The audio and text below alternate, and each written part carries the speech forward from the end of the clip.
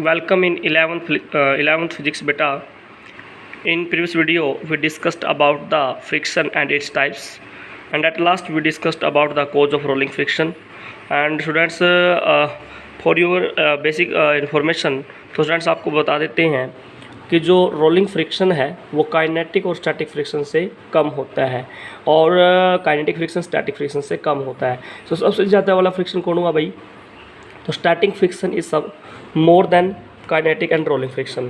तो बेटा देखा जाए सबसे ज़्यादा कौन है? स्टैटिक फ्रिक्शन, उसके बाद वही काइनेटिक फ्रिक्शन, और उसके बाद वही रोलिंग फ्रिक्शन। तो सबसे कम कौन सा फ्रिक्शन है बेटा? रोलिंग फ्रिक्शन है। ठीक है, ये ऑर्डर होता है फ्रिक्शन का, ये आप नोट कर लीजिएगा। तो बेटा आज हम डिस्कस करने वाले हैं बेटा next topic with you, that is आपको कमेंट करना है भाई।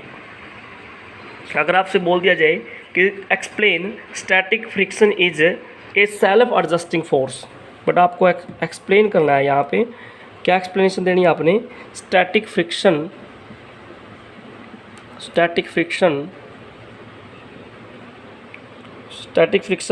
Is a self adjusting force.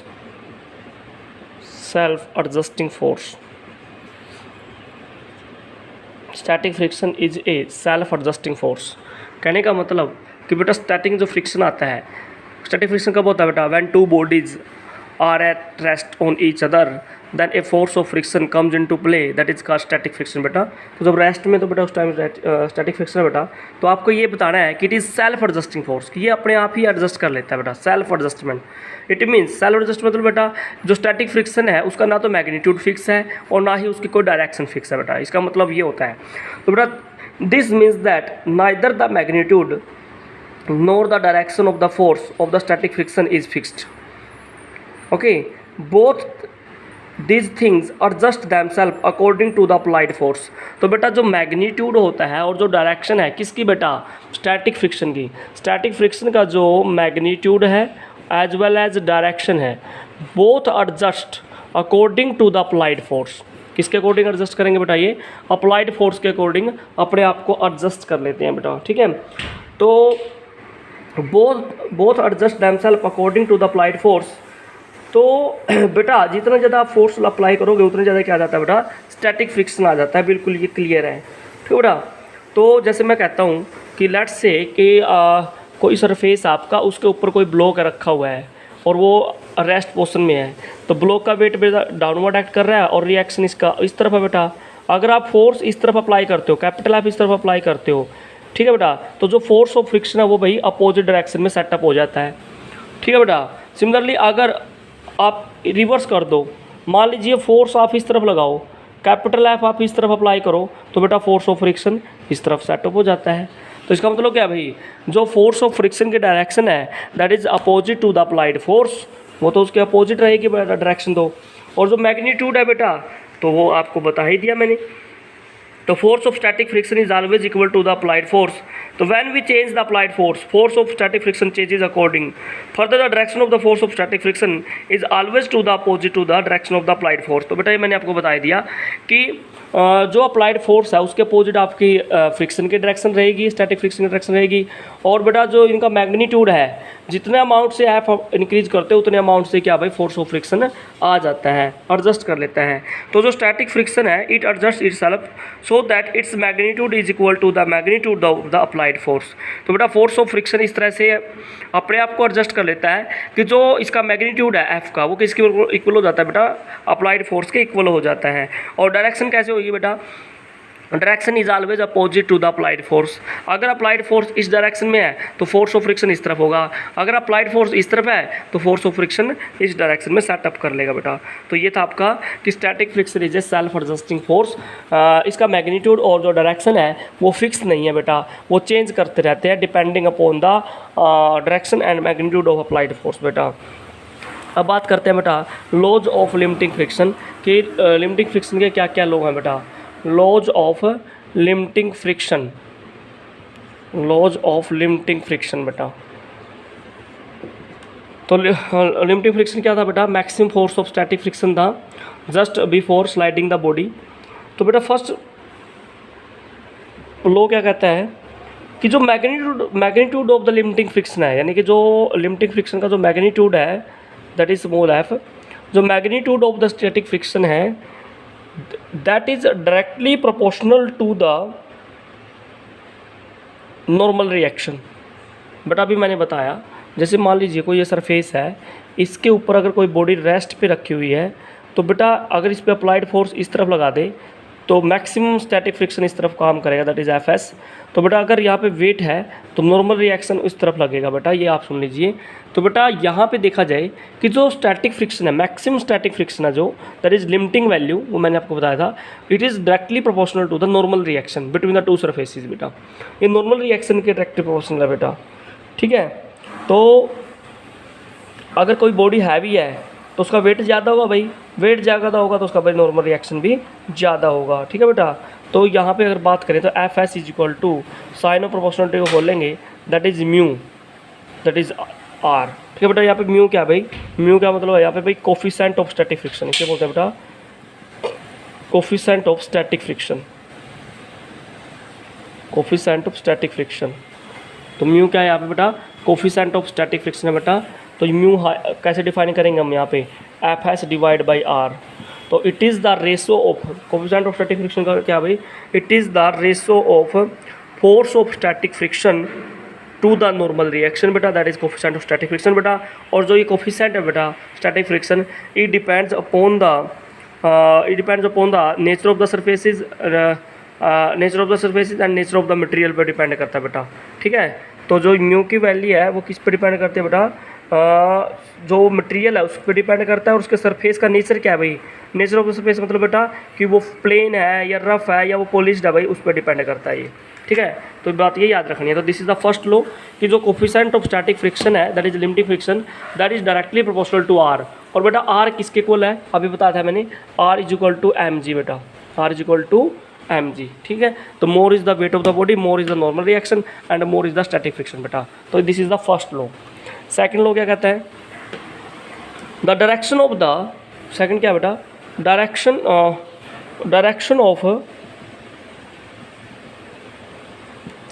Of force of static friction, direction of force of static friction,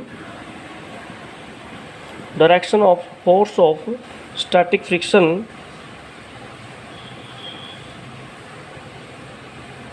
is always opposite to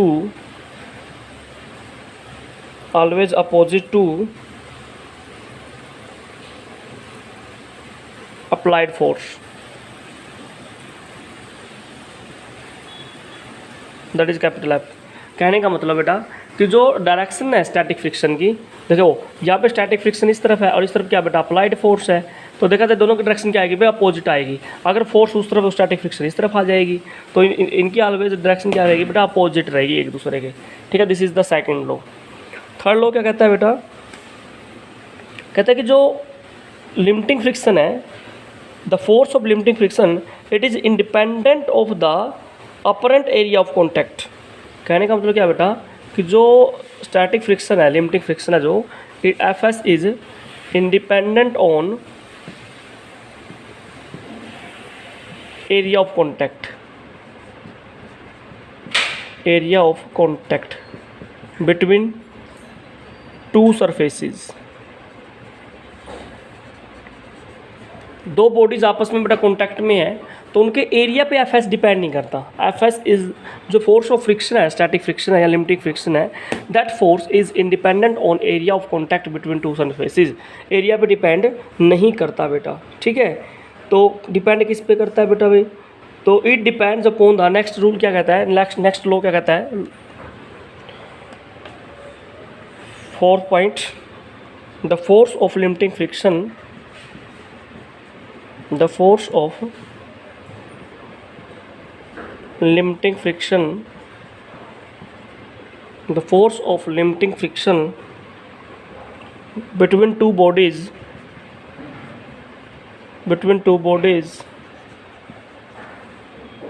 in contact depends on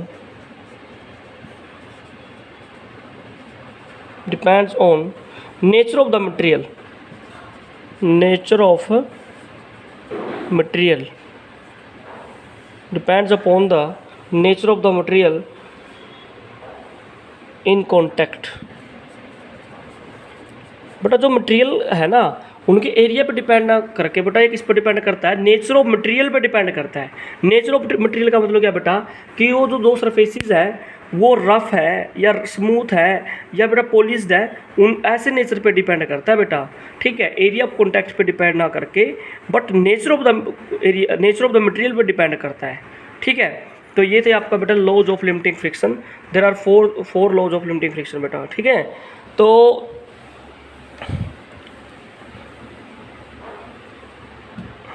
ये body is moving over the surface of another body, तो उस case में बेटा क्या करेंगे, जैसे हमने अब लिखी है यहाँ पे F is directly proportional to R, तो बेटा जब बॉडी मूव करती है तो उस टाइम काइनेटिक फ्रिक्शन आ जाएगा, तो यहाँ पे एफ के लगा देंगे।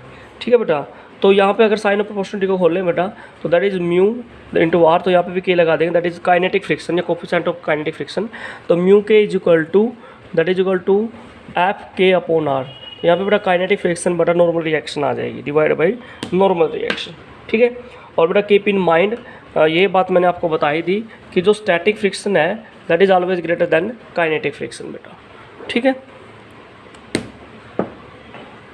नेक्स्ट हम डिस्कस करते हैं बेटा that is angle of friction, that is called angle of friction. तो इसको भी डिफाइन करेंगे बेटा।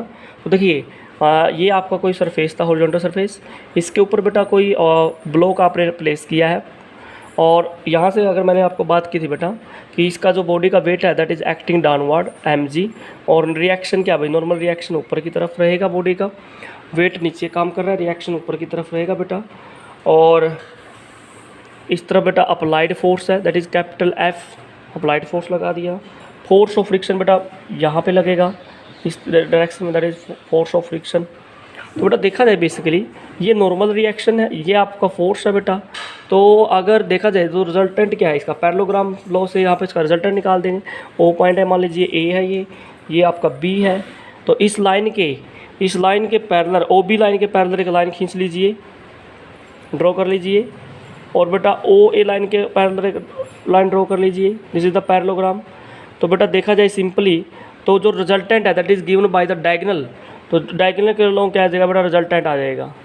तो ये रिजल्टेंट है आपका, और बेटा ये एंगल है, this is the angle between the normal reaction and resultant तो बेटा जो थीटा है, थीटा ये किसके बीच का एंगल है बेटा, it is the angle between normal reaction and resultant of the force of friction and normal reaction. तो बेटा इस एंगल को क्या बोल दिया उसने, एंगल ऑफ फ्रिक्शन बोल दिया बेटा। क्या बोल दिया इसने इसको, एंगल ऑफ फ्रिक्शन, जिसको हम थीटा से डिनोट करते हैं, एंगल ऑफ फ्रिक्शन थीटा से रिप्रेजेंट कर सकते हैं इसको। तो डेफिनेशन क्या बेटा, angle of friction between two surfaces on contact is defined as the angle, it is the angle which resultant of force of limiting friction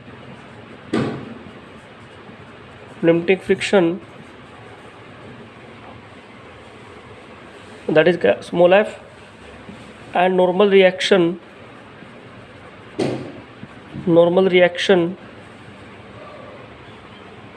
that is R makes with direction of normal reaction, बेटा simple है। ये कहता है कि जो resultant है, resultant किस का भाई, फोर्स ऑफ फ्रिक्शन का और नॉर्मल रिएक्शन का जो रिजल्टेंट है, ये लीजिए ये रिजल्टेंट है। तो ये रिजल्टेंट है नॉर्मल रिएक्शन के साथ जो एंगल बनाया हुआ है उस एंगल को क्या बोलता है बेटा यहाँ पे, that is angle of friction. तो इसको हम थीटा से डिनोट करते हैं। और एंगल ऑफ फ्रिक्शन को कैसे डिफाइन करेंगे, the angle which the force of limiting friction and normal reaction, ठीक है, makes with the direction of normal reaction. ठीक है, तो this is the angle which of, angle किसका बीच का बेटा, फोर्स ऑफ लिमिटिंग फ्रिक्शन का और नॉर्मल रिएक्शन के बीच का। Reaction are mix with the direction of normal reaction, that is called angle of friction. बेटा थीटा से रिप्रेजेंट करेंगे, तो आपको मैंने बता ही दिया है। अब बात करते हैं बेटा कि जो यहाँ पे देखो थीटा तो क्या भाई एंगल ऑफ फ्रिक्शन है, थीटा एंगल ऑफ फ्रिक्शन है, और म्यू क्या है भाई यहाँ पे कोफिशिएंट ऑफ फ्रिक्शन है। तो दोनों के बीच में क्या रिलेशन है देखते हैं सिंपल। तो बेटा यहाँ पे अगर देखा जाए सिंपल सी बात करते हैं, इसकी तरफ आर है, इस तरफ स्मॉल एफ है भाई। तो अगर हम एक राइट एंगल ट्रायंगल ले, कौन सी ट्रायंगल है बेटा यहाँ पे ए ओ सी, ये क्या भाई ए हो है, ये पॉइंट आपका ओ है बेटा, ये मान लीजिए पॉइंट सी है। तो इस राइट एंगल ट्रायंगल में अगर जाते हैं, राइट एंगल ट्रायंगल ए ओ सी से अगर जाएं तो बेटा यहाँ पर टेंजेंट थीटा कितना आएगा बेटा, tangent theta is equal to A C upon O A, A C upon O A बेटा, this is the A C, ये परपेंडिकुलर हो जाएगा बेटा, ठीक है। A C upon O A, this is point A, ये बेस हो जाएगा बेटा ओ ए, ये परपेंडिकुलर हो जाएगा, दिस इज द हाइपोटेन्यूज। तो टेंजेंट अपॉन, तो टेंजेंट थीटा क्या हो जाएगा बेटा, परपेंडिकुलर अपॉन, हाँ जी बोलिए,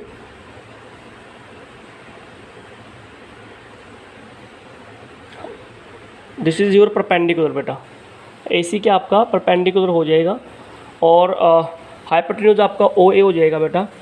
तो ये आपका अगर एंगल है तो इसे टेंजेंट थीटा आ जाएगा यहाँ से। तो tangent theta is equal to A C upon O A बेटा। ए सी किसकी इक्वल है बेटा, A C is equal to O B बेटा, ओ बी के इक्वल हो गया ना। और ओ बी कितना बेटा, दैट इज एफ, तो एफ आ जाएगा। ओ ए कितना बेटा R, that is equal to tangent theta भाई। तो tangent theta is equal to F by R, और अभी बताया मैंने बेटा एफ बाई आर क्या होता है, दैट इज म्यू। तो यहाँ पे बेटा tangent theta is equal to mu बेटा। तो बेटा coefficient of static friction that is equal to tangent theta.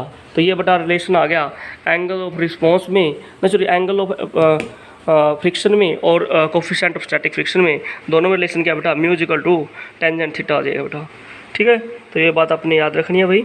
तो ए सी अपॉन दैट इज ओ ए, तो टेंजेंट क्या होता है बेटा,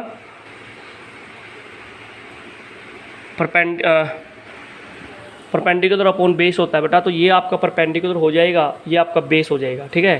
क्योंकि बेसिकली देखा जाए तो ये आपका 90 डिग्री है बेटा, ये आपका थीटा है। तो जिस लाइन पे दो एंगल है बेटा उसको बेस मानते हैं, ये परपेंडिकुलर हो जाएगा। तो बेटा perpendicular upon base that is equal to tangent theta. तो परपेंडिकुलर आपका बेटा ए सी है, ओ ए आपका बेस है, दैट इज टेंजेंट थीटा। और बेटा ए सी की वैल्यू कितनी है, यहाँ से देखो ए सी, जो ए सी लाइन है वो पैरेलल किसके बेटा, ओ बी के। तो वो बेटा क्या एफ है, तो यहाँ पे एफ रख दिया। ओ ए कितना बेटा, दैट इज आर, तो F upon R that is equal to tangent theta बेटा। तो mu is equal to tangent theta आ जाएगा बेटा। नेक्स्ट है बेटा एंगल ऑफ, बात करते हैं एंगल ऑफ रिस्पॉन्स की या एंगल ऑफ स्लाइडिंग की बात करते हैं। तो नेक्स्ट है एंगल ऑफ रिस्पॉन्स। तो बेटा एंगल ऑफ रिपोज बोलते हैं इसको, एंगल ऑफ रिपोज। तो बेटा देखो सिंपल सी बात है, मान लीजिए कोई इंक्लाइंड सरफेस है, this is your inclined surface बेटा, इसको हम इंक्लाइंड सरफेस बोलते हैं। और यहाँ पे मान लीजिए कोई बॉडी है, ये यहाँ पर रिप्लेस कर दी है हमने। तो बेटा यहाँ पे क्या है कि ये बॉडी कितने एंगल पे, मिनिमम एंगल कितना रखें कि ये बॉडी जो इंक्लाइंड सरफेस पे रखी है ये स्लाइड करना शुरू कर दे, तो उस एंगल को क्या बोलते हैं बेटा, एंगल ऑफ रिस्पॉन्स बोलते हैं। और ये जो एंगल है बेटा वो हॉरिजॉन्टल के साथ इंक्लाइंड सरफेस ने जो एंगल बनाया है दैट इज कॉल्ड अल्फा। तो इसको डिफाइन क्या करेंगे बेटा, it is defined as minimum angle of inclination of a plane with the horizontal. तो बेटा ये क्या प्लेन है, कोई ये इंक्लाइंड प्लेन है, उसका बेटा हॉरिजॉन्टल के साथ जो मिनिमम एंगल है दैट इज अल्फा, उसी को क्या बोला बेटा, एंगल ऑफ रिस्पॉन्स बोला है। तो minimum angle of inclination of a plane with the horizontal such that a body placed on the plane just begin to slide down. तो उस मिनिमम एंगल पे अगर बॉडी को रख दें तो बॉडी क्या करना शुरू कर देगी बेटा, जस्ट स्लाइड टू स्टार्ट, यानी कि बॉडी स्लाइड करना शुरू कर देगी। तो उस मिनिमम एंगल को क्या बोलते हैं बेटा, एंगल ऑफ रिस्पॉन्स बोलते हैं, डिनोटेड बाय द अल्फा। इसको किससे रिप्रेजेंट करेंगे भाई, अल्फा से रिप्रेजेंट करते हैं। तो बॉडी का वेट क्या भाई, एक्टिंग डाउनवर्ड, तो बॉडी का वेट नीचे की तरफ एक्ट कर रहा है। नॉर्मल रिएक्शन आपको इस तरफ मिल रही है बेटा, आर उस तरफ मिल रही है। तो पीछे की तरफ अगर इसको एक्सटेंड कर दें तो ये इसका बैलेंसिंग पॉइंट आएगा। तो बेटा एम जी का इसके साथ भी अल्फा एंगल है, ये एंगल भी कितना बेटा, अल्फा है। तो बेटा एम जी को देखा जाए तो कंपोनेंट की फॉर्म में डिवाइड करें तो इसके अलोंग बेटा एम जी कोस अल्फ़ा आ जाएगा, और बेटा इसके परपेंडिकुलर क्या आ जाएगा, एम जी साइन अल्फ़ा। बेटा बॉडी नीचे की तरफ स्लाइड कर रही है तो फोर्स ऑफ फ्रिक्शन इस तरफ एक्ट करेगा। ठीक है बेटा, तो यहाँ से अगर देखा जाए, बिल्कुल सिंपल सी बात करते हैं बेटा, जो आर है आर वो किससे बैलेंस हो जाएगा भाई, एम जी कोस अल्फ़ा से। तो जो नॉर्मल रिएक्शन है वो बैलेंस हो जाएगा बेटा एम जी कोस अल्फ़ा से, क्योंकि both are equal and opposite. तो एम जी कोस अल्फ़ा इस तरफ है, आर ऊपर था। और बेटा फोर्स ऑफ फ्रिक्शन किससे बैलेंस हो जाएगा, एम जी साइन अल्फ़ा से। तो F is equal to M G sine alpha बेटा। तो दोनों को अगर ये क्वेश्चन 1 है, ये क्वेश्चन 2 है, तो 2 को 1 से अगर डिवाइड कर दें तो M G sine alpha divide by M G cos alpha that is equal to F upon R बेटा। और अभी मैंने बताया था एफ अपॉन आर क्या होता है बेटा, that is equal to coefficient of friction mu. और ये क्या हो जाएगा भाई, एम जी से M G cancel, that is equal to tangent alpha बेटा। Coefficient of friction that is equal to tangent alpha बेटा। ठीक है, और अभी मैंने बताया था म्यू आल्सो किसके इक्वल होता है बेटा, टेंजेंट थीटा के इक्वल भी होता है। तो बेटा alpha is equal to theta बेटा। ठीक है, तो दिस इज़ द रिलेशन बेटा, काफ़ी इंपॉर्टेंट है एंगल ऑफ रिस्पॉन्स का। तो बेटा if you have any problem you can take your doubts. Thanks for watching.